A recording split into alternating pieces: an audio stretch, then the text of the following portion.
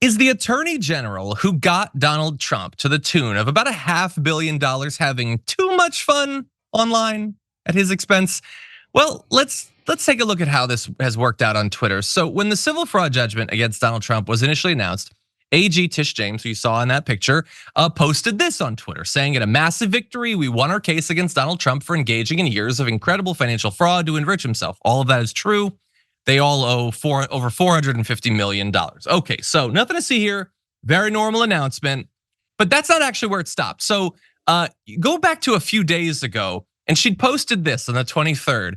It's just a dollar amount, but it's over $464 million. It's a lot of money, and that's the full tweet. Okay, then like 2 days later, she's got this where she's added to it. Now she's got a new amount, and so you might be able to figure out what she's doing here. She's adding the interest each day to what he owes and then tweeting it. Before we continue with the story, we depend on members to keep on going. Don't wait. Click join now on YouTube. I want to ask you, Francesca, is that wrong? Should she not do that? Is that going too far and needling him? What do you think?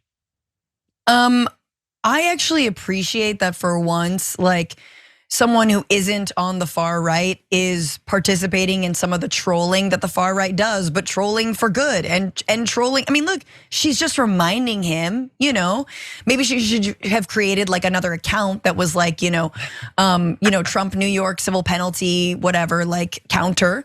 That's very long, but we'd shorten it. But I like this. I think I hate that we always have to rise above. I don't like the Michelle Obama, when they go low, we go high. No, go low. Go so low as to actually hold them accountable for white collar crime. I think it's good. I mean, look, she won her case. Let her gloat, and she's not wrong. Every single day it is increasing.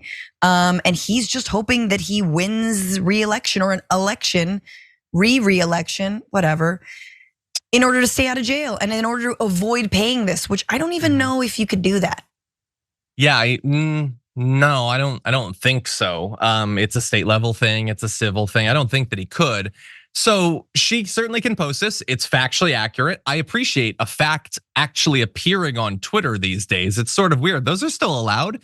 Right. And some of you might be saying, wait, why is it 114,000 more? Well, we had previously talked about how it was gonna be like 87,000 a day.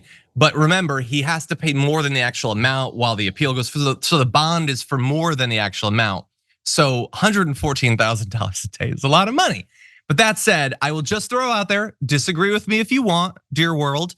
But some are saying that the Trump team could potentially use this during their appeal to be like, come on, she's clearly biased against us. She has corrupt motivation or something.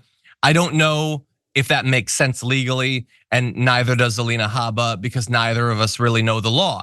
But I'm just saying that's a thing that people are saying, so I'm gonna throw that out there.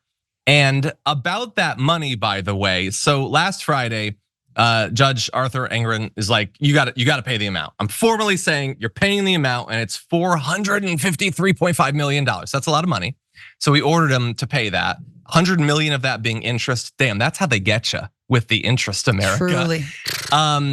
And by the way, there had been attempts by the Trump legal team, legal team, to stop this. So the judge said, no, we're not gonna stop it. He sent an email to Trump's team and said, you have failed to explain, much less justify any basis for a stay.